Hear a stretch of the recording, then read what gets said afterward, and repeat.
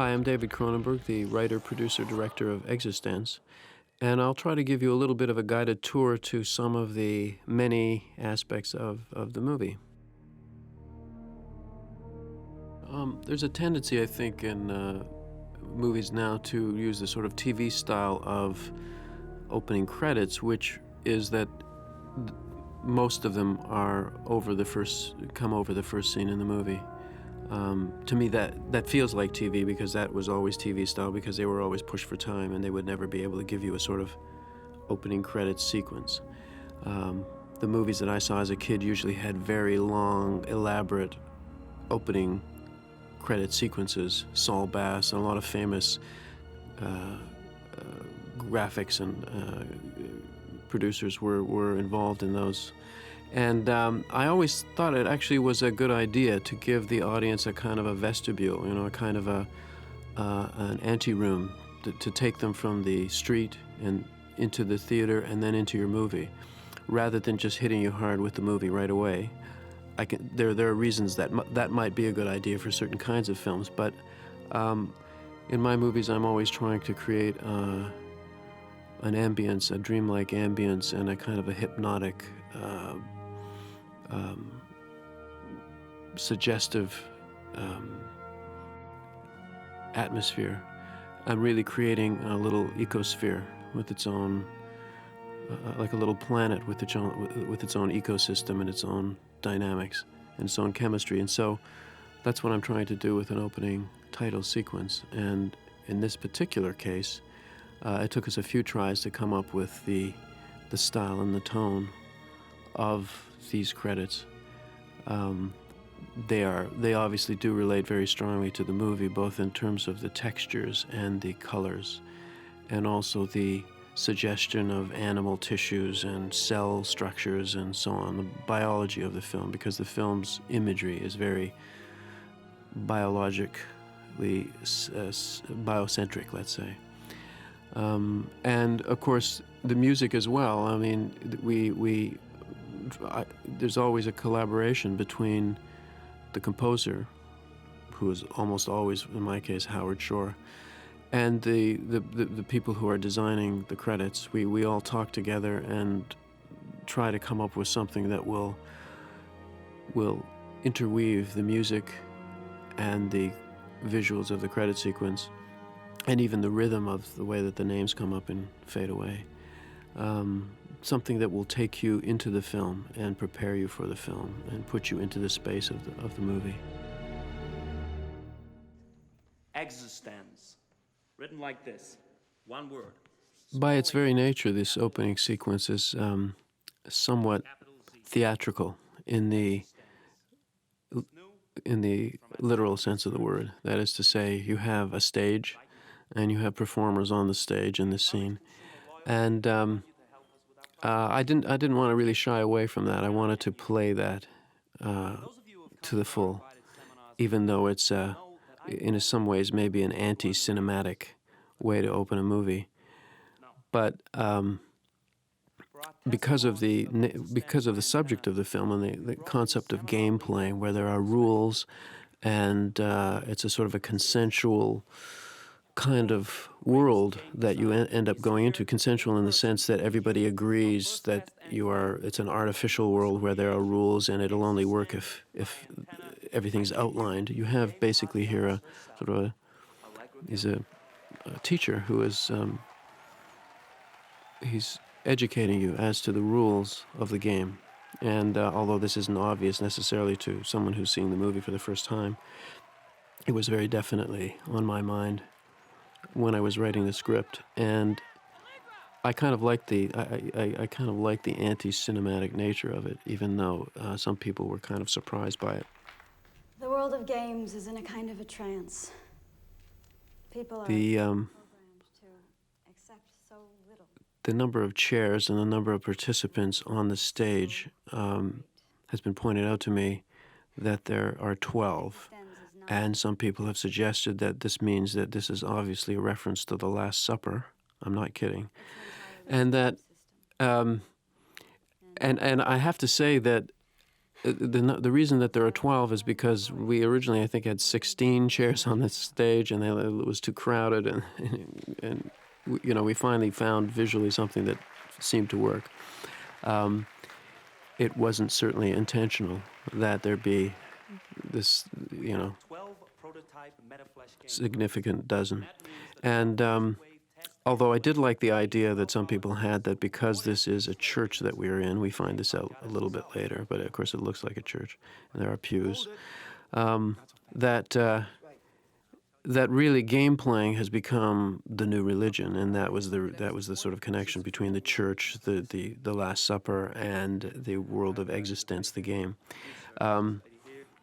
I wasn't being that heavy about it, but it kind of tickled me that someone was inventive enough to put that together and felt the legitimacy of it. So I wouldn't argue with it on the level of critical invention. These games, no. Our assistants will then help you to port your pod into your bioports using antenna researchers. The ski boot that Jennifer uses to carry around this critical sort of organic game playing module, the game pod. Originally in the script I had described it as resembling a ski boot. In other words, it was a specific container designed to fit tightly around the pod to protect it. And we got a couple of ski boots in order to look at their texture and to see the way that the clips clasped onto them and so on. And we did design and build several prototypes for the game pod holder, which we see a lot because Allegra Geller is always carrying it around when she's on the run. And none of them was as pretty or as striking as the ski boot itself that we had as a model. And finally I said, instead of it looking like a ski boot, let's have it be a ski boot. There already was in the script a reference to skiing, which we'll connect with later.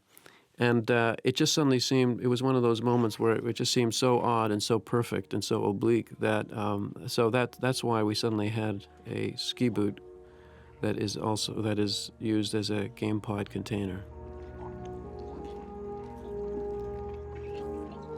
It was convenient for us that the umbi cords, the umbilical cord connectors to the game pods, had to be connected for the game pod to work in terms of the story, because it also meant that in terms of special effects, it was a very easy way to animate the game pods. We could put wires and cables and electrical wires through the umbi cord to the game pods. So that was sort of a solution that presented itself without much effort.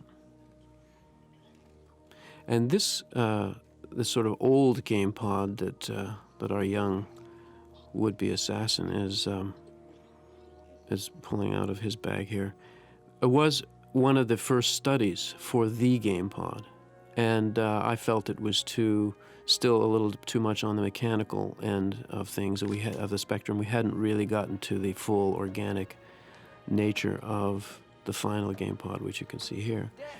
And so, but I thought this study that we did was perfect to be the sort of earlier iteration of this game pod.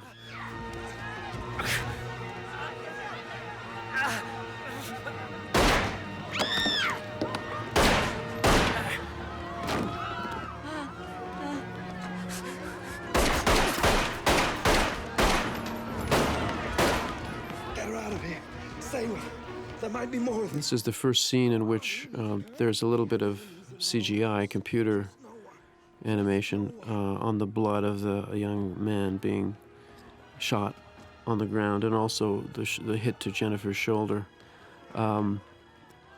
Because of the proximity of Jennifer's face to the squib, which is a small explosive device, we had to use a very low-level squib, and the blood that was pushed out of the blood pack was not really very strong. So we actually enhanced it using a computer. It's the first time I've ever done any computer stuff within a film. There's a lot more of it in this movie as well. But those were sort of the first effects in terms of chronology in this movie that you can see that our computer generated, even though they're so organically part of the movie that you don't notice them. And I think this is, of course, going to happen more and more with movies now. Most movies are going to be a blend of animation, computer animation, and live action, even though they might not look like it. Here we have something that most people do notice, which is that the background of the driving scenes are done with a rear screen projection, which is also a technique that I've actually never used in a movie before. It's a very, very old technique, and the machines that we were using were in fact very old. We used it for two reasons. One was stylistic, of course. I wanted to suggest, without being too obvious about it, that there was something artificial about the world that we're seeing even now, even though, in terms of story, this is the basic real world. Later on, of course, you find out that it is not really the real world at all. This is also part of a game. But I wanted to suggest that by using not really a computer technique at all, but a very old movie technique, an honorable old movie technique. Hitchcock used it a lot because he hated to go outside of the studios and into the streets in his later career because he didn't like losing the control that represents. He wanted to be totally controlled in the studio. And that's the second reason that I wanted to use it too, is that to do a very long dialogue sequence in a moving vehicle at night, trying to light miles of roadway. We really didn't have the budget for that. So we used rear screen projection. You're not armed. They told me you're my security, but you have no weaponry. Who told you that? Rear screen projection requires the shooting of what are called plates, but they're really not. I mean, it's really you go out and you shoot footage from a moving vehicle that you will then use to project behind your picture vehicle, which is just being rocked by grips in the studio to give it motion. Using 2x4s, it's pretty primitive, but it's effective. And it does give it that kind of not quite real feeling that I wanted for this scene. So we can have an intimate moment together.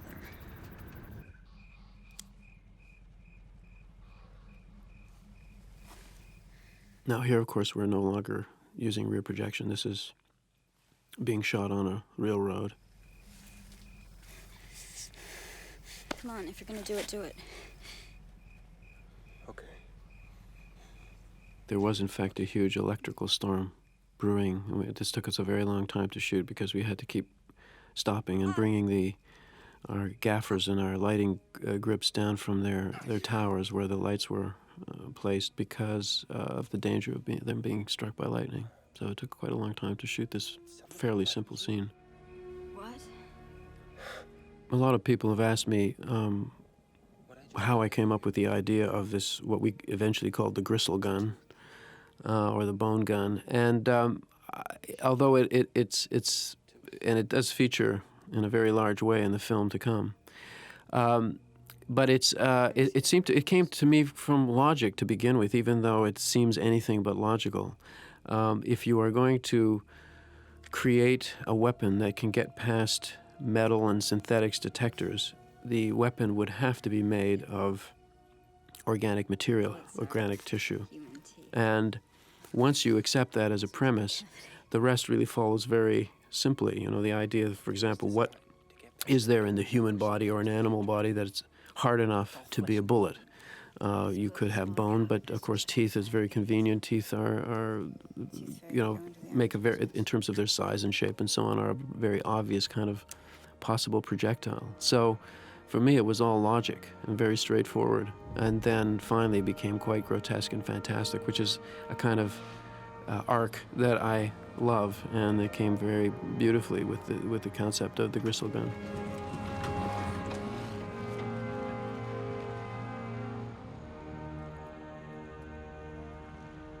Here we see the beginning of a motif that follows in the film, the word motel, written on the motel very simply, is most of the things in this movie are labeled, and that is part of the game pack idea, the idea that everything in the film is actually generic and not specific.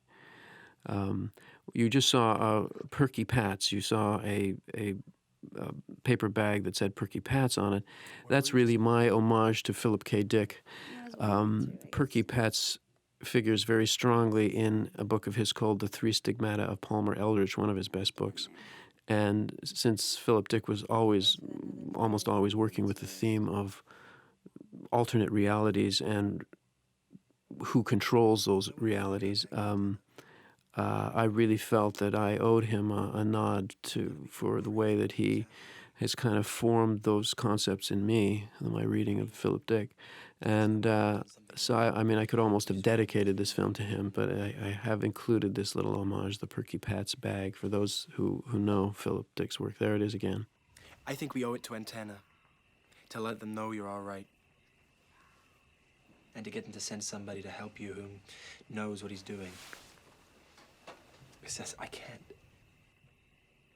I can't just keep doing this, whatever it is, you know, forever. Not having any idea when it's going. Hey! Now, this scene, of course, is the introduction of a major concept in the film, and the structure is a little strange because, of course, we've seen bioports, sort of. We've sort of gotten a suggestion that the people in the opening scene in the church were kind of linked together by these umbilical cords. But I decided not to shoot scenes of them being plugged in. In the original script, I had a long kind of a montage scene in which we saw how that all worked, how the umbi cords plugged into the game pods and so on. And then when I started to think about the way I wanted to shoot the film, I decided that it would be much more interesting to reveal the mechanisms of bioports and so on in this scene where our two main characters are involved and where it's much more intimate and there's much more kind of an emotional investment for each of them and hopefully the audience as well in the concept of a bioport and having a bioport inserted in your spine and so on, and the fear that might entail. So it's really kind of mysterious for the audience as to what's going on until this scene and the next scene unfold. It would have been quite different had I shown those mechanisms in the first scene, but I always thought that this was a much better way to do it, even though a little less traditional in terms of linear sort of revealing of important plot details. When those umbi cords got ripped out of her, just as the game architecture was being downloaded from her to all those slave pods. That's a very vulnerable time for her. She could be crying out for help right here, right now. The only way I can tell if the game's not... The emotional connection of the creator to the thing being created, of course, is the theme of this part of the scene. And I think most filmmakers and most artists can relate to it. It's a complex relationship that you have. It's very odd for me, in fact, to be watching this movie again. I haven't seen it for probably half a year. And in some ways I can't relate to it as a movie, of course, because it's almost a documentary for me of how I was feeling the day that we were shooting, and I remember everything that was surrounding the scenes, outside the scene, where we were, the difficulties of the effects and so on. So there's even more that it could be said about the relationship of Allegra Geller to her game pod that is in a metaphorical way autobiographical for me or for any artist, I would think. Here we go back to the labeled locations motif, the country gas station. This usually gets quite a big laugh because of where it comes. And once again, labels. You could check your bioport plugs. What? Spark plugs? You heard me. My friend here has a bioport. Now, Willem Dafoe is an actor that I wanted to work with for a long, long time, and I was very excited when he wanted to play this role. I wasn't sure it was big enough for him. I mean, obviously he's played the lead in a lot of big movies, but he's a serious actor and a lovely guy, and we had a tremendous amount of fun doing this. Sure you do. Picking up the idea of the Allegra as an artist, because I do portray her in this movie as an accepted artist. That is to say, game designers in this world of the movie are artists and recognized as such. There's an element of the seductive, the seducer in any artist. I mean, it's something that is part of the game. That is, you are trying to seduce your audience. You are trying to. There's a sense, of course, in which an actor is also doing the same thing. Actors want to be, there's a sense in which you're seducing them into believing in your character, but there is a sexual element and an element of attraction, an element of fascination and charm. And so I have Allegra being both the sort of the director and the actor of this of her game, and on both levels she is a seducer. She is a charmer. She is a hypnotist, and so she's very strongly seductive throughout the whole movie, not just sexually, but in terms of freedom. I mean, she offers, which we'll see very soon, what she's offering to Peichel, who is very inhibited, is freedom. She's offering him freedom and liberation, which is that's part of her seduction, and that's part of the sexuality of it. But it's also beyond sexuality as well. So that was very strongly part of the way that I saw Allegra as the archetype of the artist, who is a bit of a magician, a bit of a con man or woman, and a bit of a seducer as well, successful or not. The attempt is always being made. And so I certainly, that's the way I feel it to be for myself.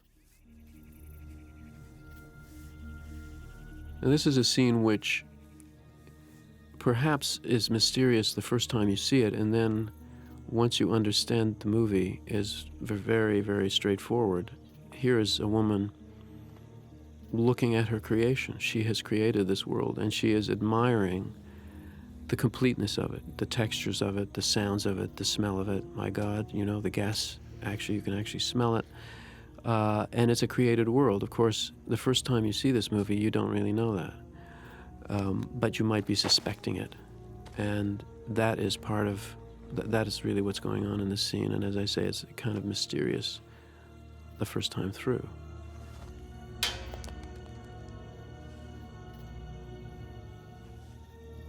But even for her, because this world that she's created is not totally controlled and not totally manipulated by her, there are many surprises in it, even for her. And certainly, once again, for any artist, you really want that to be true. You want what you create to be an organic, living thing, even if it's a monster with two heads. You want it to take on a life of its own, to the extent that it can surprise you, that it can do things to you and take off in a direction that you didn't anticipate. Maybe you don't even want, but you can't stop the thing that you've created from going there. And so that's really also, once again, how I see the relationship between Allegra and the worlds that she creates and the movie that I've made. How many have you done? 3. Well, you'll be. A lot of people have commented on the homosexual undertones, or perhaps I should say overtones, of this scene and the one coming up between Gass and Peichel. And some people actually asked me if I noticed that myself.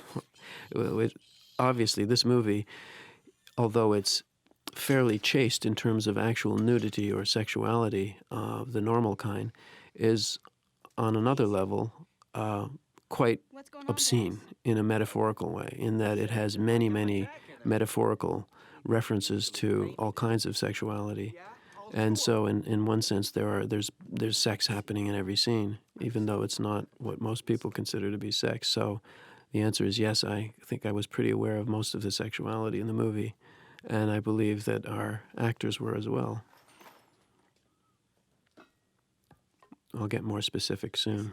This is, of course, where Allegra is really seducing Peichel in a non-sexual way, or not directly, in terms of offering him liberation from what he, in his heart, knows is his cage, that, as she says, of his own making.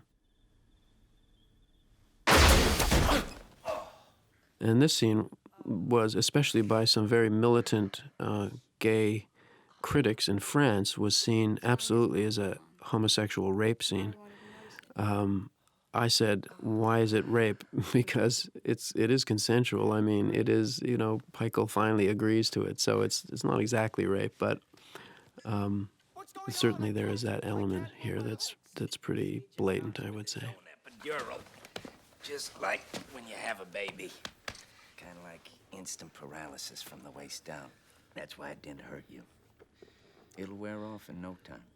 Once again, this scene is part of the unfolding of the mechanism of how the pods and the umbicores and the bioports work. All of this very critical to the way the movie works and also the metaphorical value of the movie.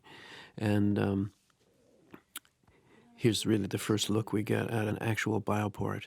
Once again, I realized that if I had already shown many of these in the first scene when they were being set up for the game players on stage, that this scene wouldn't have nearly the impact that it has now as these things are being revealed. The downside of it is that the audience is a bit confused for the first 15 minutes of the film.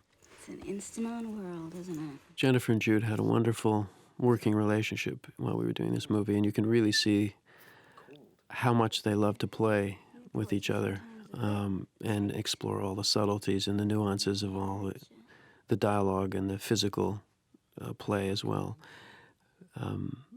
It's something you always hope for, that the chemistry between your leads is going to work, and yet, of course, most of the time, you know they've never met each other. You have no idea what's going to happen on the set and under the pressures that the set brings and so on. Well, they just were fantastic for me to work with, but also for each other, and they really played well. You know, just that gesture of Jennifer's, which was certainly not scripted and not asked for by me, was completely her understanding of the scene. That is to say, Peichel is worried about orifices leading into the body, and she's showing him a mouth, which is exactly the same thing.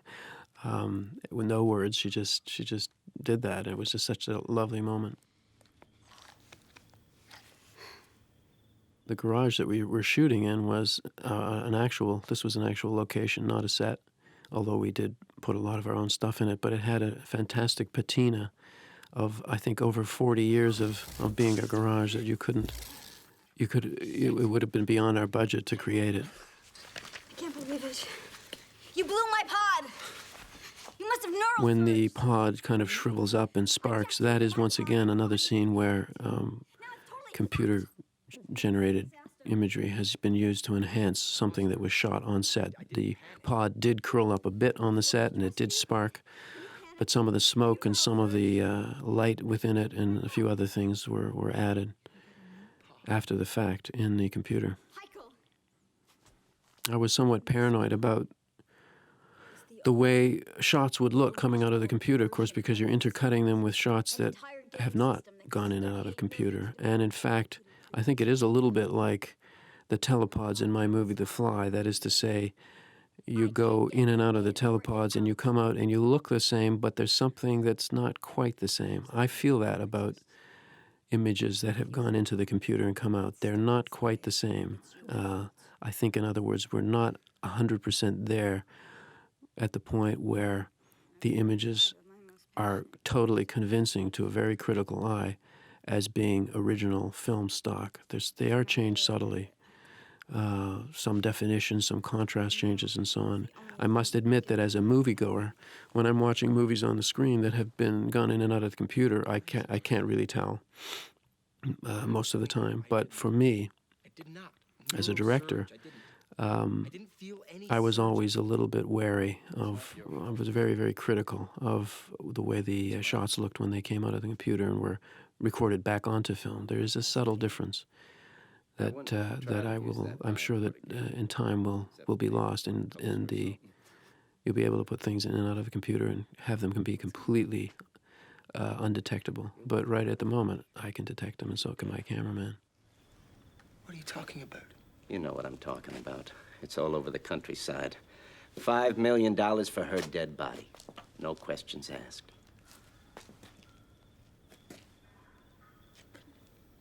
She changed your life. Yep. And now I'm gonna change hers. Why did you install a bad port into me? Seems there's a big bonus for killing Allegra Geller's latest game, or whatever it is. Now, of course, there is a reference here and to, the Salman Rushdie situation where he had a price on his head because of a book that he had written, The Satanic Verses. And that sort of sub-theme runs all through the movie, even though it's not the primary theme of the movie. I mean, it was one of the first things I thought of when I started to write the film was exactly that, the idea of the relationship of a creator to what he's created and the way that that can come back to haunt you. It was something that William Burroughs was very obsessed with. The idea that what you create is a living thing that can at the worst, kill you.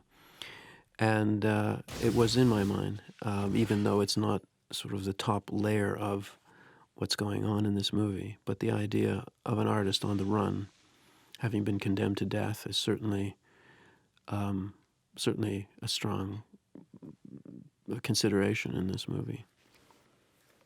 The idea that you could have a bounty on your head, placed on your head, and no matter where you went, there would be people who might be trying to collect it. That was certainly the shocking thing about the Salman Rushdie situation. I don't think it certainly had never happened in such a universally publicized way before. Actually kill you.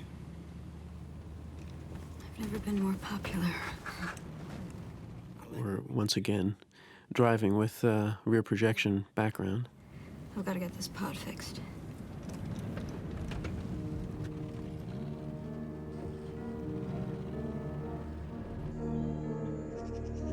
Now here's where we pick up the ski boot theme, in that we're going to a ski chalet and skiing is mentioned, and sort of a suggestion that in this world of ours, which for the audience at the moment is either slightly futuristic or perhaps is really just an alternate present, that people don't really do physical activities like ski. We don't ever come to grips with discussing what they do instead, but or whether there's a virtual skiing that's replaced real skiing. Huge bug. It's got 2 heads. It's not a bug. It's a mutated amphibian. It's a frog, salamander, lizard. This is a completely computer-generated creature.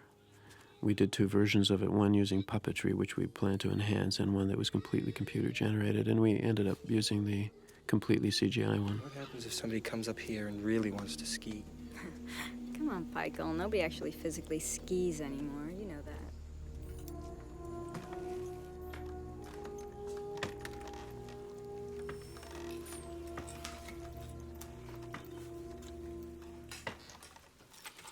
No, don't use that. I'm bringing it to sterile wash. This is the introduction of Vinegar, the Curie Vinegar character, played by Ian Holm, whom I had worked with first on Naked Lunch, and we got along very well and vowed to work again, and this was the again. I'm so pleased and so astonished to see you here. Carrie Vinegar, my bodyguard, Ted Pikel. Hello. Sterile wash. There are some strange shots in this movie. You'll see one coming up, which actually some people notice and have asked me about. It once again has to do with perhaps the idea that when you see the movie the second time, these things will become clear, but they might be a bit strange the first time. But I don't know if they can do anything. It seems to be open season on me. Well, you will be safe here, I assure you of that. I will contact Antenna right away and have them send some people over to come collect you. No, Carrie, don't. You mustn't let anybody know that we're here. I can't be sure that Antenna is completely safe for me. Here it comes. It's this shot, which doesn't seem to really mean anything, but it once again is the idea of examining the details of this created world, the completeness of it and the sort of artistry of it, this strange, this sort of kind of late 50s, early 60s chair, and the texture of it and the way the hand touches it, in the same way that in a video game, these days people are very proud of the accuracy of the graphics and how many polygons are used for the movement of the human body and so on. And so really that was it's kind of exulting and reveling in the attention to detail of the creation of the game, and that's really what that is all about. Peigel's bioport. Really? That's what caused all the damage? It was a flawed installation, my first. Well... Originally, the concept of the game pod was that it was kind of half organic, half electronic, and we actually did some designs trying to make that work. And suddenly, I realized that it was a confused concept, and it was much more exciting to me to have the game pods be animals, completely 100% animals, specifically designed for a specific purpose, but nonetheless 100% organic. And sort of free-range game pod we have here. And it was really while I was thinking about this scene during the shoot itself that I decided to shift that concept from one to the other. And that, of course, caused a lot of problems in the special effects, except that they were very enthusiastic about it because it was such a clean and direct kind of coming out of the fog kind of moment. So we had to scramble a bit to get things ready for the new version of the dissection scene, because of course this is a scene in which you really do get to examine how the pod works. Some people have said to me, why do you show these disgusting things? And I must say I can't understand that attitude. I mean, if someone said to me there was this amazing new creature that did things that no other creature had done before, I would want to know how it worked. I'd want to know its inner structure. That's the sort of junior biologist in me, I suppose. But I don't think it's any more strange than that. That kind of curiosity to me is the basis of all science and partly of all creativity. So I find it very natural. It comes very naturally to me. The moment when Jennifer puts her finger in Peigel's bioport, once again, the idea that she wets her finger first before she puts it in was completely Jennifer's idea. We didn't even talk about it. She just did it the first time we did a take, and I thought it was fantastic. And of course, it has humorous sexual connotations as well. There it is. And here we went further with it here. See? You're humming along already. Okay. eXistenZ. Only from antenna. Here we go. You got a bit of an unfair advantage, don't you? How can I possibly compete with the designer of the system? Well, you could beat the guy that invented... Another thing that changed during the shooting of the film, a major shift, was the idea that when we went into the game, it would be a kind of it would be done on set. It would not be, as it was originally suggested in the script, as some kind of a wonderful computer effect. Because the more we experimented with the wonderful computer effects, the more bored I got and the more obvious they seemed. And ultimately, the transitions in and out of the game within the game, were done in a very simple sort of mise-en-scène way, which is to say it's through directing and editing and set design, as you've just seen, rather than doing some interesting kind of computer bubbling, blipping, mosaicing, solarizing kind of effect to show us going in and out of the game, which to me, those effects seem, while they might be startling the first time you see them, ultimately are used for 1 million commercials and 1 million movies, and your movie grows old very quickly when you've depended on, let's say, morphing, which was pretty effective in Terminator 2 and quite startling. And now when you see it, it's just old hat. I mean, it's just been used to death on just everything from, credit card ads to you name it. So I thought I would just do it the simple, austere way. And it seems to work. I must say that people seem to find it very effective. And as I say, it couldn't be more simple. Here we have very subtle clothing and hairstyling details to help us make the change in the characters. Peikel's collar is up, his top is slightly different, his hair is different, her hair is different, her clothes are different, but in very subtle ways and very related to what you saw before. So it might well be that you don't notice it consciously, but just the sort of confidence and the looks of Peichel change here. He's a little more Elvis here. And it's perhaps a good time to mention that a lot of what was done in this film to suggest an alternate present, let's say, or a very close future, was done by subtraction. That is to say, we took things away. And it was things that I just didn't want to deal with at first, and then I thought, I think it's better if we don't have them. So, for example, in the motel room, you don't have a television set and you don't have a telephone. Because except for the pink phone, there are no phones in the movie. There are no television sets. In fact, there are no screens, no computers of any kind, which might seem odd for a movie that's about gaming. In fact, there are no running shoes in the movie, and there are no suits and ties, and there are no patterns on the clothes either. We don't have any stripes, polka dots. It's all very simple, flat kind of colors relatively. Here's a good example right there. It was an intuitive thing at first, but I can justify it by feeling, I mean, it gives a bit of sense of the blockiness of current gaming. That is to say, if you're going to animate somebody who has a striped shirt, it's going to take a lot more computer memory to move that shirt through 3 dimensions than if it were a simple plain color. And there's this kind of blockiness to computer game design at the moment, which of course is changing as memory strength and computer chip strength changes. But I just felt it would give the film a strange kind of not quite cartoony look, because it isn't that, but that wasn't obvious. And so also we don't have any jewelry, no watches, no earrings, no necklaces, and so on. It gives the movie a strangely austere look, but it's very hard to pin down if someone isn't pointing the details out to you.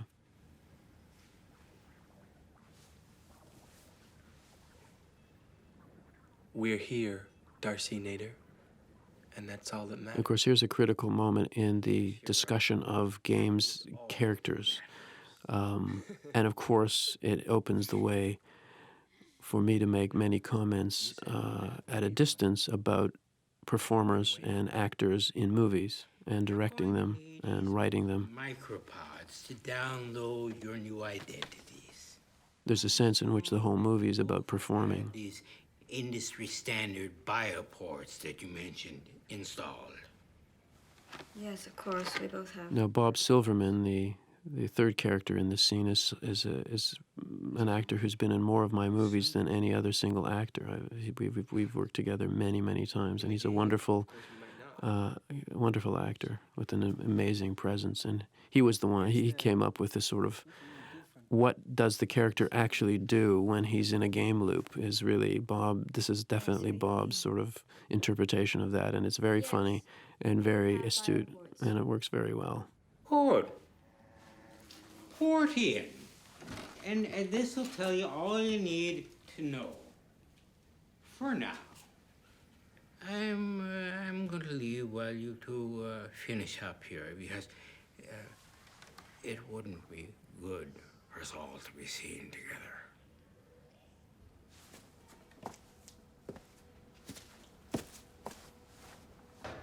This little room was actually a problem. There's a lot of screen time in this room, and it is not a set. It's an actual back room. We had to move those doors around a lot just to be able to get lighting in and crew members in and so on. And it was quite a little bit of a mini nightmare to shoot there. And part of it came from the fact that I had promised to shoot these scenes, promised to Carol Spear, the production designer, to shoot these scenes in the game store itself. And then when it came time to make that work, I couldn't make it work. I really felt they had to be hidden and put somewhere else, which is as it was written in the script. But we actually tried to save money by cutting this not the scene, but the location for the scene, and putting it in the store. And then finally I said, I can't do it. I'm going to have to do it in this storeroom. Well, the way those walls look with the flaking paint and so on is actually, and the sort of blistering of paint on the bricks is actually the way that room looks. It was a found art as far as I was concerned, but it did cause some consternation on the part of various crew members, and of course Carol was upset because she, of course, knew that she could design a wonderful room that would be a lot easier to shoot in for us. Directors are there to make trouble for everybody.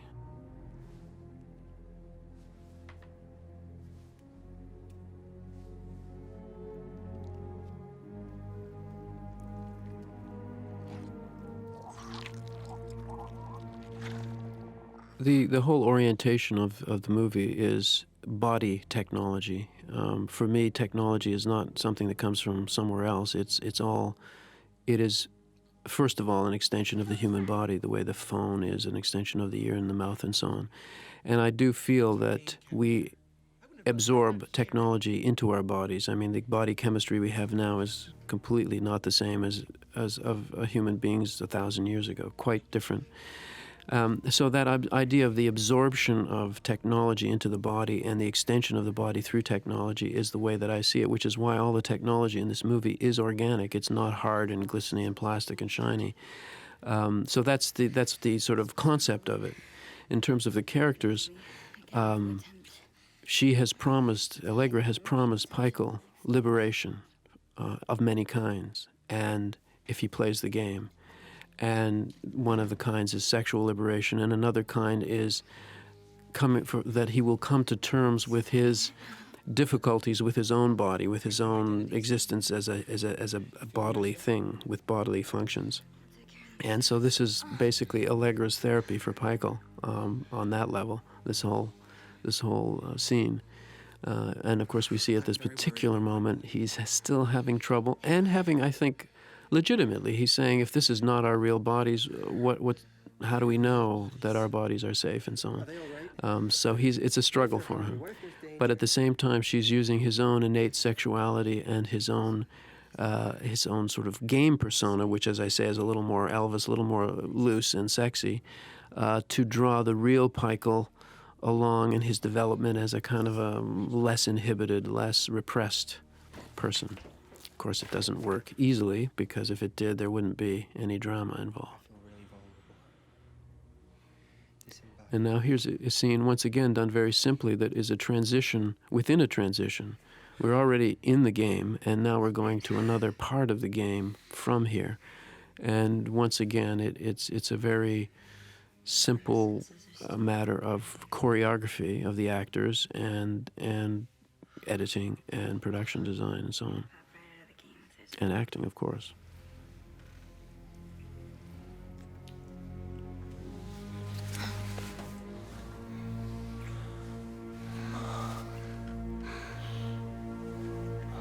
And really, this is the crux of the transition here. His hand on her breast and his hand on this strange creature. And the sound really helps here as well, because it's the sound of the trout farm, which is a very specific sound, very cluttered and noisy and with a lot of machinery and people's voices and so on, doesn't come up for the first shot of Peichel in the trout farm. We're still hearing, it's a sound overlap from the sort of the storage room in the back of the game store. And that kind of helps you ease over that cut into the trout farm transition. And once again, it's something that we considered doing fancy computer effects and so on. And by this time, we were very committed to the idea of doing these transitions in a very simple, direct, innately cinematic way. From outside, you would never guess it's now factory for making. And here you see Peichel in the throes of trying to be another character, or trying to integrate his what he perceives to be his own character with the compulsions of a game character. And of course, there are a lot of resonances here in terms of the way people, I think, play roles in society. I mean, it's an obvious thing. It's the idea that it's a context often forces us to play a role that we're not comfortable in, that we don't feel is the real us.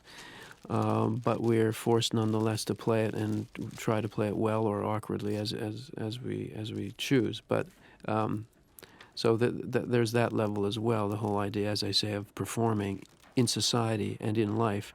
And in terms of forming an identity, an identity is not something that is given to us. It is something that takes a lot of will, creative human effort to come up with, and it's created over an entire lifetime, involving interaction with other people and with your body, of course, and with the society and the context you find yourself in. I have no plans. And this is kind of playing this movie. The movie plays games with those concepts here. In the forest, everyone knows where it is. Just ask. And the idea that if you don't say the right words at the right time in the right contexts, certain things will be forever hidden from you or closed to you in society. All right. I'll do that.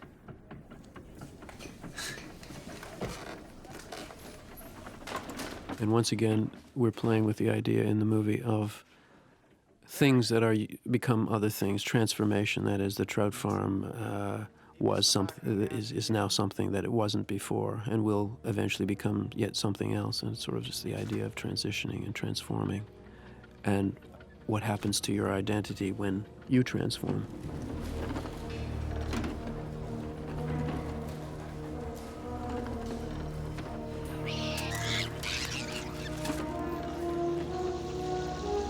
This is a wonderful example of the kind of production design that Carol and her people come up with, because the shell of this place existed, and it was beautiful, and it was right near our production offices, this Quonset hut with this beautiful wood frame structure, but everything in it is Carol.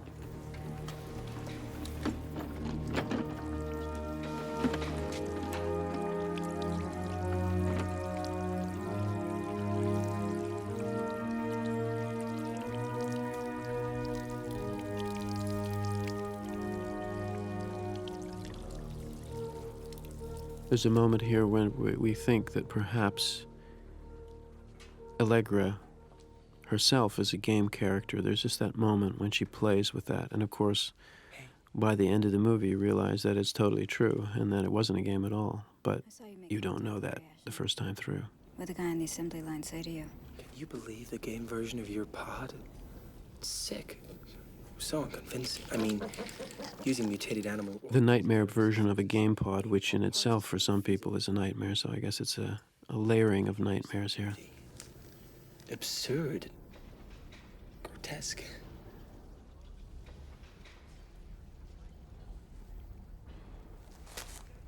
But I can imagine that someone who would be willing to have laser surgery on his eyes would be also willing to have a bioport inserted if it meant that you could have game playing and other experiences that were that had never been experienced by any humans before. I don't think it's so far-fetched. I think you get a lot of takers for the bioports. This was a very tricky shot, even though it looks pretty simple. It is my first blue screen shot, and it involves motion control. And yet what it is absolutely dead simple. And there, of course, we have the labeling again, the Chinese restaurant. But in fact, these two places, the trout farm and the Chinese restaurant, were actually about 50 miles apart. And I needed to bring them together for the movie to work in that shot. So a lot of technology went into a shot that no one will notice the technology in. Shall I bring it for everyone? We want a special.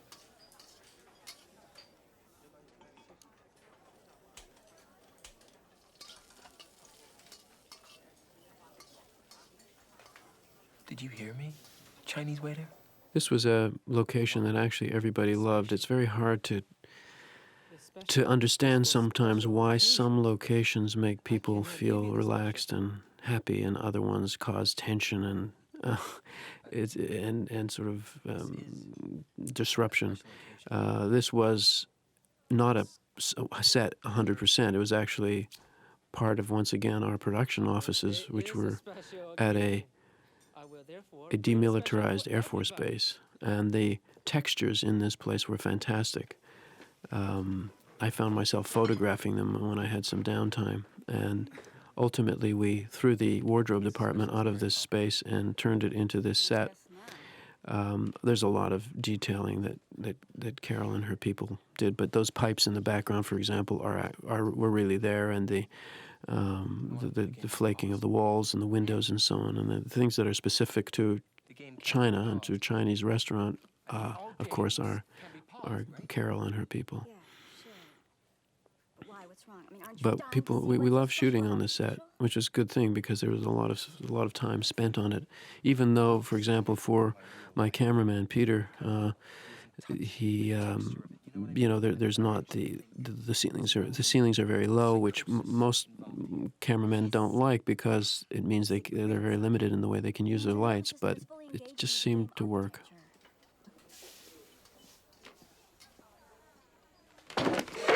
eXistenZ is paused! Now, here it's conceivable that the audience might feel the same way as Peichel at this point, or perhaps not if they're into the playfulness of it, but the idea that he feels too vulnerable, he feels too out of control, he feels too pre-programmed in a way, and is struggling. He's not really able to let go and be in the game. He's not really able to give himself up to the sort of the creative act of game playing, and feels very unstable in terms of his own identity and his own emotional stability. And certainly, I mean, it's an experience that many people have. You're in a context, and then you go, let's say, traveling, and suddenly you don't have the family, the friends, the recognition for, let's say, the things that you're known for, or whether you're a kid and you're a football player and you're a star or whatever. You suddenly have no context for people to relate to you, and you have to start from scratch in a foreign country, let's say, a strange place, recreating yourself, letting people know who you are. And so this is really just a kind of distilled version of that. And really beyond it, I'm suggesting that all reality is virtual, that all reality requires great effort of human creative will to make it work, to make it viable. I actually do think that the first thing you do in the morning when you wake up, before you have your breakfast and before you have your brush your teeth, is you recreate yourself. You recreate reality. You have to reconstruct an identity for yourself. Remember who you are, where you are, why you're there, what your social structure is that you're finding yourself in. Because it's not an absolute. It's not something that is absolutely solid. People want it to be solid, and in a way to function, they have to pretend that it's solid, but it isn't really. And that's also part of the theme of the movie. And to that extent, Peichel represents, every man, and he represents the audience in this film, as he's sort of taken along by Allegra and educated and shaken, having his sort of understanding of what he is and what identity is shaken by her.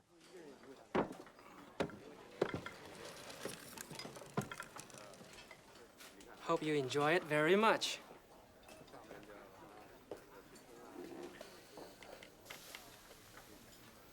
Look, it's our two-headed friend. Doesn't look too healthy. When I was writing this scene the first time through, I really didn't know what was going to happen. And suddenly it was, you always hope as a writer for moments like this. It's kind of like automatic writing. Suddenly it takes over whatever it is, the thing that you've created. I had no idea when I started this what the special would be.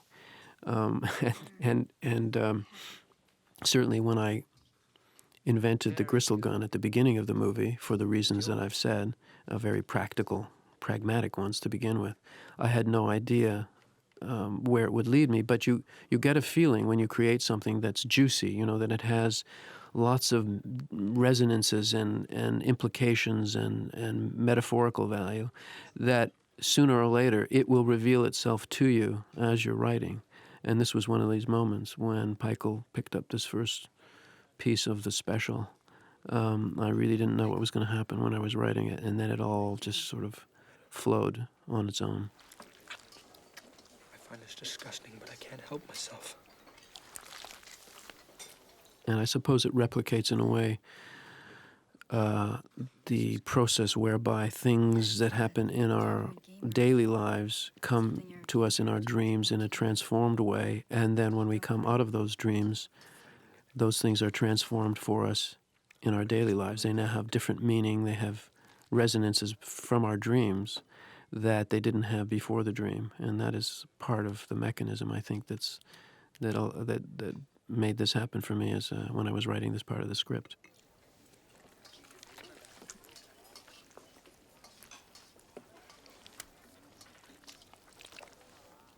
It, of course, also alludes, amongst many other things, to that kind of organic technology that I was talking about, the idea that I don't think we actually ever get very far away from our bodies, despite the abstract philosophy that we can develop and the very glistening, hard surface technology that we develop.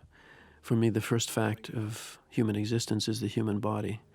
And although we have many reasons for wanting to deny that, primarily, of course, is mortality, the prime reason being mortality, despite that denial, it always comes back to the body eventually. And so I feel that that's why my movies in general tend to be extremely body-oriented. I couldn't articulate it when I began to make movies, but gradually I began to be able to, be aware of it on a more intellectual level. Do you have that bridge in real life? Metaphor is a very hard thing to achieve in a movie. It's one of the foundations of literary creation, but very hard to do in a movie. And it's one of the things that I find myself trying to do over and over again. That is to say, to find imagery that has metaphorical value, literally images that have several meanings, just as images. And the gristle gun is one of those. Death to the demoness Allegra Geller.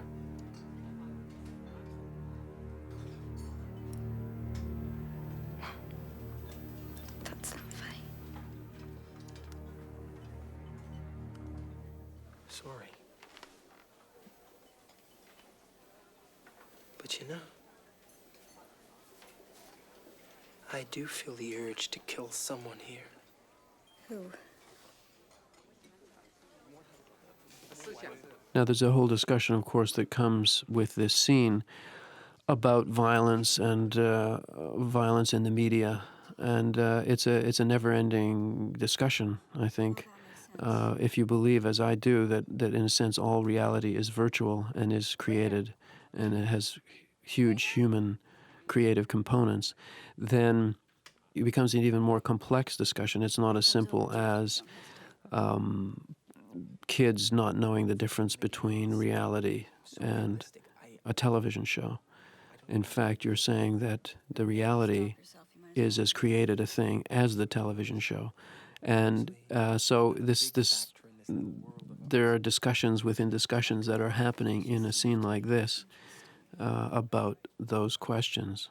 But it's not, in this movie, a simple statement, which some people have wanted to see it as being. That is to say, things like video games make people less likely to be aware of the realities of violent acts and so on. It's not simple at all, and I don't think it's simple in the movie either.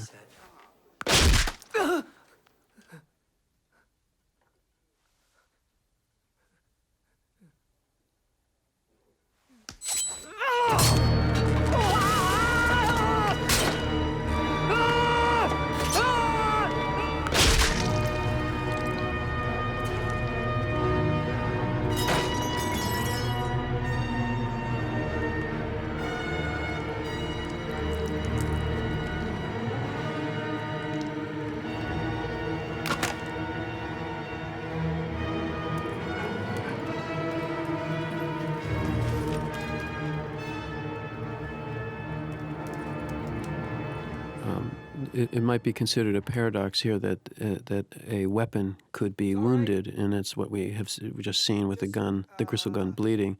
It seemed to me an obvious thing and a straightforward thing. If the gun, everything in the movie has an animus. Everything is alive. Everything is organic. So even the gun, which we've already established as organic, but because it's bone and sort of old flesh, you wouldn't expect it perhaps to be juicy and alive. But I'm showing you that that even the gun is alive in this. It is invested with creative will, I suppose. This is a little like Schopenhauer, the world as will and representation, in which he discusses the fact that the world is sustained by will. And I think, in a way, you could consider this movie a kind of a treatise on Schopenhauer in that sense, both in terms of the imagery and the sense of everything being animated in the true sense of meaning alive. It was very revealing. Yes, it certainly was for me. You both passed a little test with flying colors. Why did the Chinese waiter have to die? Waiter, yes, many things spoken when people are relaxing and eating. My only appearance as an actor in this movie is a very quick one.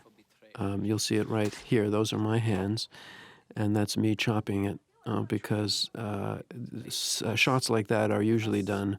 They're so time-consuming. You really don't want to have a whole huge crew standing around while you spend 3 hours trying to get one shot like that. So, in fact, that was done long after we actually shot that scene. And Don McKellar was off directing one of his own movies, I think, by that time. And so I stood in for him and did the handwork myself. We originally were raising these mutant creatures for the newest... Many people commented to me that this scene in particular reminded them of the computer games Myst and Riven, its sequel. That the sort of just the imagery of it, of this scene, and I wasn't really consciously trying to reproduce that, but it pleased me nonetheless that there were those connections. Those games are really quite beautiful and have a very distinctive artistic style, and are among the games that convince me that eventually computer games will be an art form unto themselves. It's the whole discussion about whether a game can be art is an interesting one. Once again, it leads you into all kinds of paradoxes, and the whole question of whether something like a game, which in a sense is democratic because all the players have input into it. It's not the old understanding of art as sort of one person or a group of people with vision who lead the audience to some place that they've never been before and couldn't be before, couldn't go by themselves. Could a game be art? Of course, I'm assuming that it is. I've assumed that as a proposition in this movie, but it is an interesting discussion to have. There's certainly games, as I say, like Myst, which are art in the graphic sense, but perhaps not in the fullest sense, and that's, once again, a long and interesting discussion. Hugo Carlaw. Is Darcy Nader here? He's in the back. You want him? Here we go back into the dreaded back room.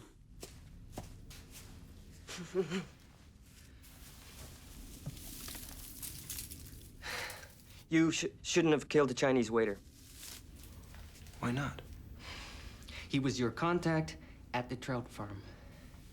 Damn good man.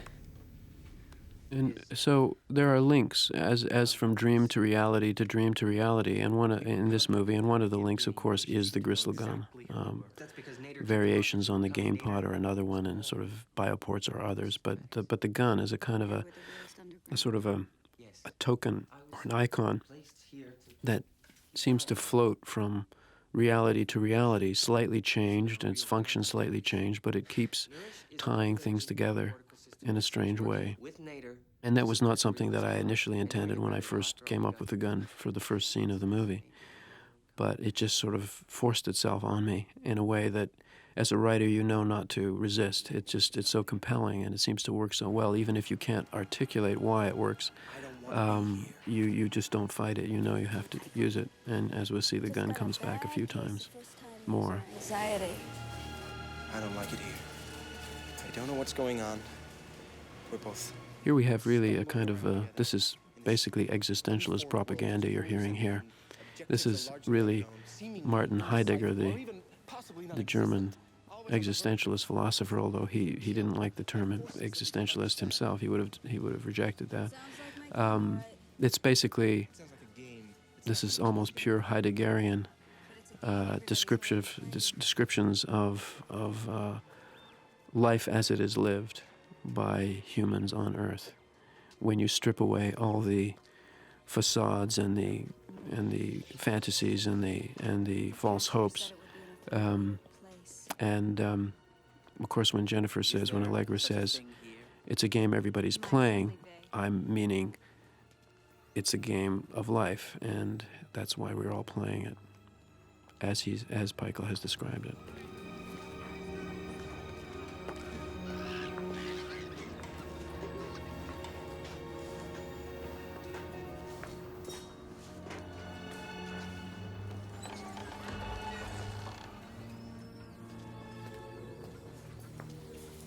We can see that the sort of the version of operating. It's these scenes in the trout farm, this part of the trout farm, where the assembly bays, where the pods are being kind of assembled, the nightmare pods. It is another sort of allusion to the kind of nightmare, daymare transformation, sort of duality. The idea that what happens in the day and is transformed in a dream to something that's darker and more malevolent and more sinister, even though, so we see, even though once again it's a kind of a nightmare within a nightmare, these operating sequences, where the surgery is done, where everything is dirty and unhygienic and kind of like images from Hieronymus Bosch in a sense. These scenes are once again referencing the concept of multiple realities, layers of realities, equivalent realities. How long does it take for the infection to take hold? No time at all. And then you quietly pour it into all the other pods and spread the infection to them. Oh, God. What's happening? Something's wrong. I'm gonna unport you now. Ah, God, don't. That really hurts. I'm gonna cut you free.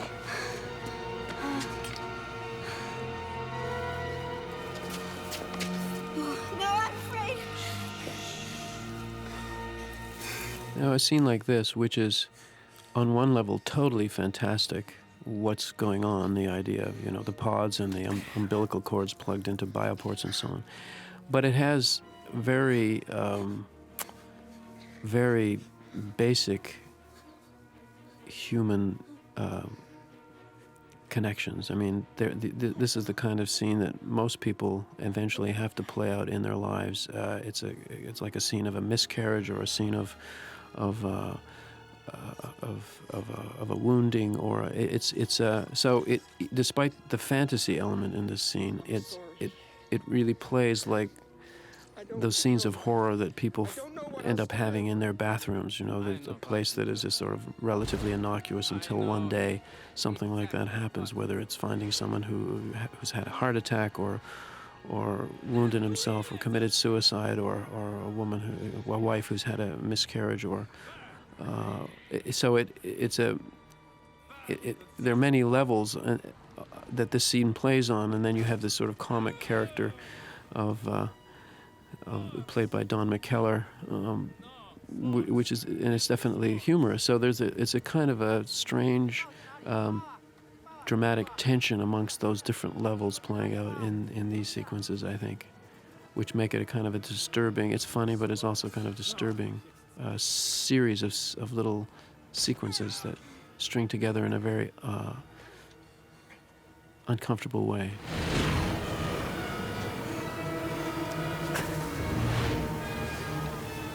There! To the demoness! Demoness!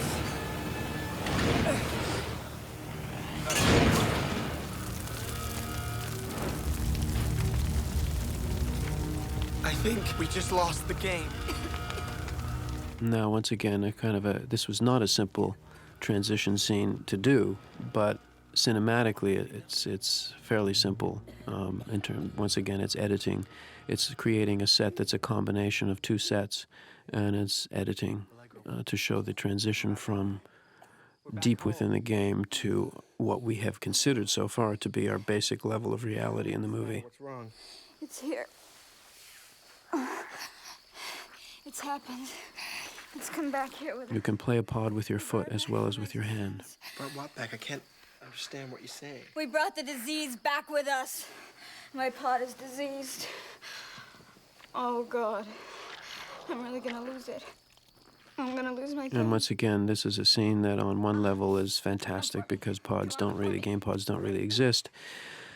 But on many other levels, really strike very close to home because anyone who has children or children who have pets, it's a kind of the emotional connections with things that we can relate to are very evident and very potent, I think, here. What's in the needle? Sporicide. Pods are susceptible to spore infections. It can work if you get it in time. Come on. Come on. Let me see your bioport. What? Let me see it. What? I know what happened. It's Kerry Vinegar, that bastard. Vinegar? He gave you a new bioport, didn't he? Oh, God. The idea here that something that you dream can come through into what you consider to be your real life and affect it, and that there's something in the dream trying to tell you something is kind of, in a sense, it's the basis of Freudian dream psychology, for one thing. But it's also, I think,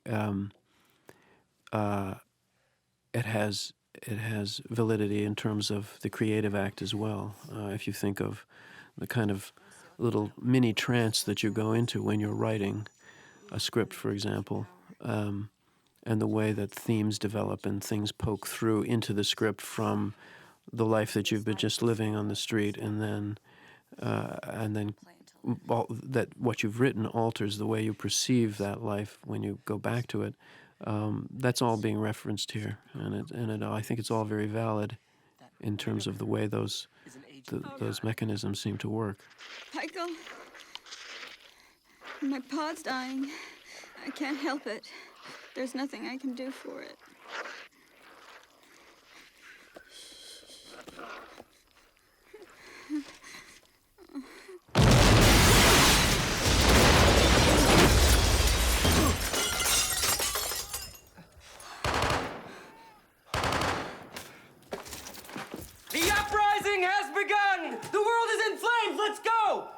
And here's one of those dream elements coming into reality in the person of Carla as Che Guevara. Wait! I keep my game inside there. I can't let my game die. No! Wait!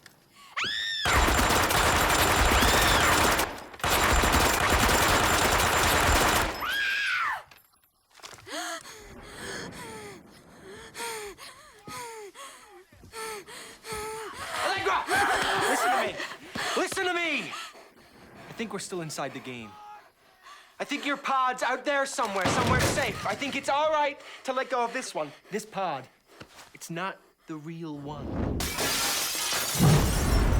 The whole idea of interpenetrating realities is what this scene really brings to a head.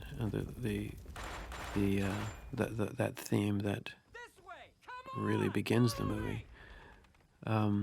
It all comes to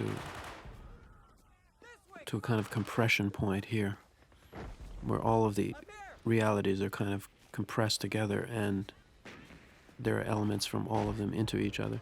And some people were talking to me about the staticness of this so-called war scene, and of course, the whole idea was that it's not realistic and that it's not what people would do on the top of a hill with things blowing up all around them.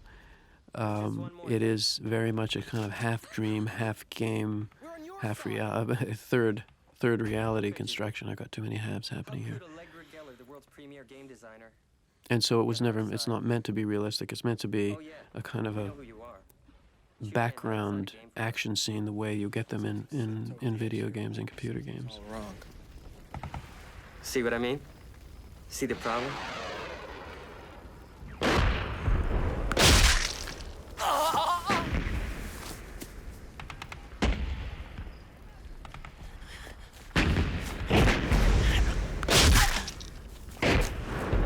And of course, once again, the gristle gun, now brought to someone else by his dog. My dog brought me this. You didn't get here in time. My game is dead. You murdered my game! No! I murdered your pod! Your game is healthy and happy! No. I replicated your pod's entire nervous system during our little surgical procedure at the chalet, complete with contents. So just as there are many layers of reality, there are many possible layers of betrayal and treachery. And it really almost doesn't matter how much this makes sense. We understand that betrayal is involved, and characters shifting from one side to the other, and in fact becoming other characters. United with your baby, you'll come over to us.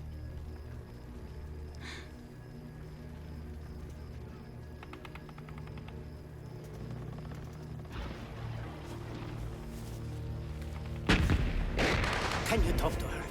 It would be best for everyone. This was, despite the fact that it's quite a long dialogue sequence among several people, this was really the most difficult action scene to construct for the movie because of the amount of the number of square feet involved. There's we're seeing a lot of landscape here, which all requires lighting, and of course there's a lot of explosive devices and so on, which are dangerous and have to be really carefully modulated and monitored. But in fact, basically it's a sort of a series of dialogue scenes on top of a hill.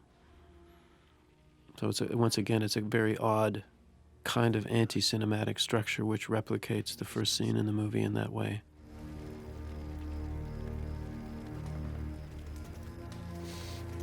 It was no accident that you and I ended up on the run together. Not an accident. No.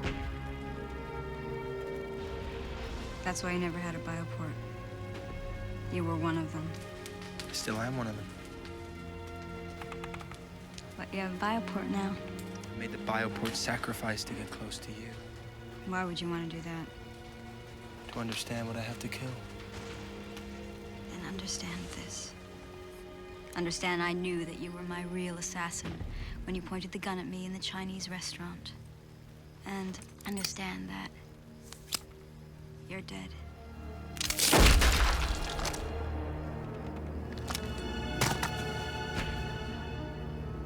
Death to the demon, Ted! Michael! Here's the final transition scene, once again done in a simple manner that gives a kind of surrealistic tone to this particular transition, but really just on a simple cut, adding some things that are brought into the frame. The kind of tiara game device, and the kind of surreal blending of two sets, the church pews in the middle of this hilltop battle scene. And it's just simply cutting that takes you there. And of course, sound effects and music, but all blending the same thing. And here, it's really, I think, in this shot and the one coming next of Jude Law, you can see that the acting here is fantastic already. They've totally transformed themselves without even a word, just by their inner energy that's there, that's different from what you've been seeing in those two characters from before. They're completely different in this scene. It's just a wonderfully subtle but very definite and powerful transition that's completely done by acting, a little bit of makeup and different hair and so on. But the way that those two characters transform in this scene is really quite wonderful, I think. About 20 minutes. God, it seemed like days. It's fantastic. Just think about it, man. If you stayed your whole There, life there is in a game world, one of the things that I read before I started to write the script, or while I was writing the script, was Pirandello's play Six Characters in Search of an Author. The idea of characters knowing that they're characters and wondering what they're supposed to play is certainly has strong connections with some of the things that I've been doing in this movie, vis-a-vis performing, acting, and social interaction. Social interaction as performance art. I got knocked out of the game so soon. It was fantastic how mean you were.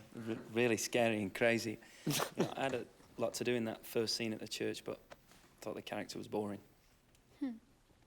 Well, no matter how boring you were, you still all get a certificate. A certificate for helping us out here, and am I right about this, Merle? I think. Yes, and that will entitle you to reserve one of the first batch of the eXistenZ by Pilgrimage game modules to hit the market at a seriously discounted price. You're gonna love it. Remember, it's written like this: capital C. Once again, the set here, it's the same basic set as in the beginning of the movie, but with subtle changes. Different paint, different banners and so on. A lot of little subtle details in terms of changing it from the opening scene to let you know you're in an alternate reality here. Things have poked through from one to the other, but they're also subtly changed, as are all the characters here. Head here, Mr. Peichel. He's obviously pretty good in a crisis, and when you're designing games, there's plenty of those. I guess you could all tell that Pike and I had a relationship prior to coming here. And we really do like to play together. We do.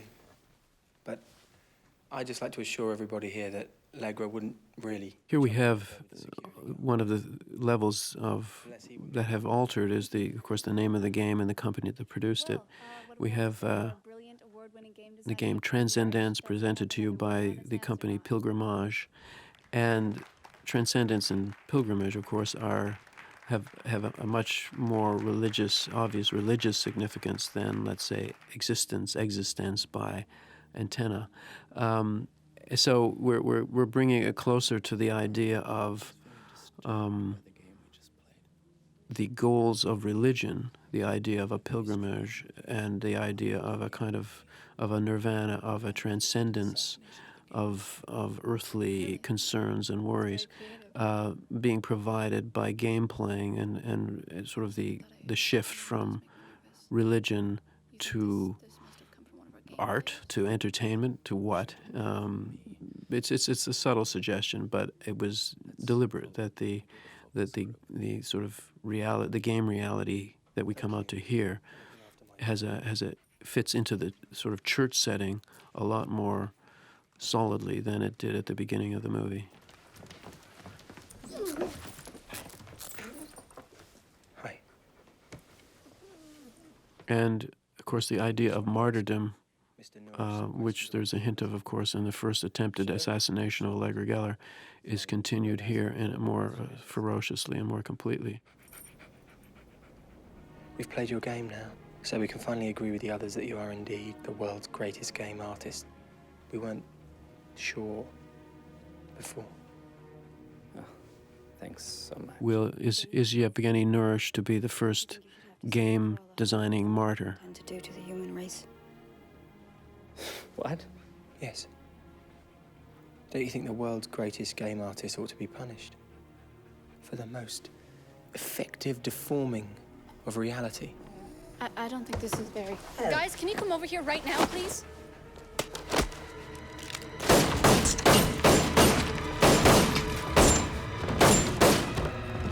Once again, guns brought to someone by their dog.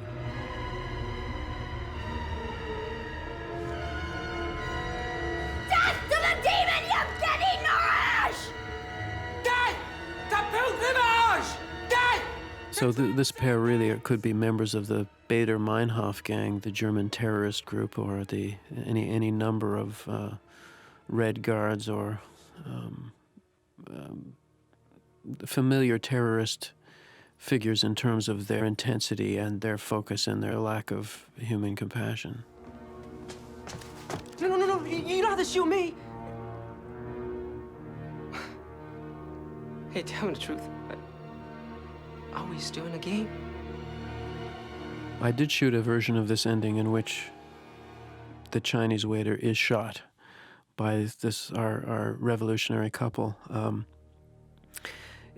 People got very upset. I was kind of touched to see they really didn't want the Chinese waiter to die again. And after I thought about it, I thought that they were right. And my in the script initially, I didn't have him shot.